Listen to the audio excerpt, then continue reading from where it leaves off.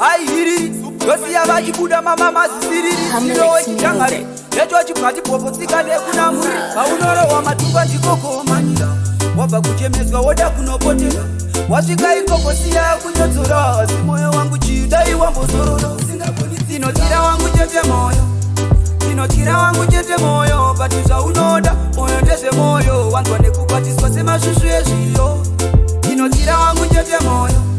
tinotira wangu chete moyo pati zvaunoda moyo ndezve moyo wanzwa nekukwatiswa semashushu ezviyo zvemoyo ndingazvida patazvisi zvangu yeho moyo wangu wacho une tsungu waunoti ndiye wako wosiwa mudengu woenda kune mumwe womenywa senzungu zvingori nharo zvadzokupinda mulavhu muzvitsatene takapinda zvikadirwa mavhu waunoda kude chokwadi chinenge rafuiwe saka moyo wangu iwe bikefu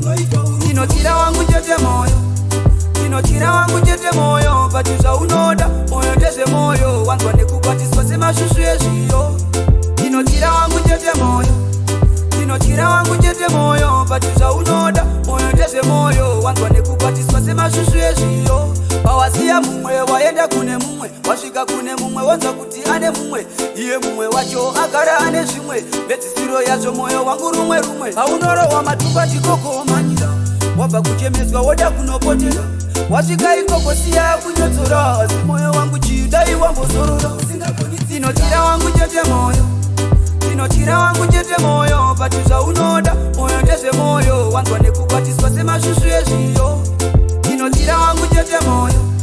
tinotira wangu chete moyo pati zvaunoda moyo ndezve moyo wanzwa nekukwatiswa semashushu ezviyo zvemoyo ndingazvida patazvisi zvangu yeho moyo wangu wacho une tsungu waunoti ndiwe wako wosiwa mudengu woenda kune mumwe womenywa senzungu zvingori nharo zvadzokupinda mulavhu muzvitsatene takapinda zvikadirwa mavhu waunoda kude chokwadi chinenge rafuiwe saka moyo wangu iwe bikefu tinotira wangu chete moyo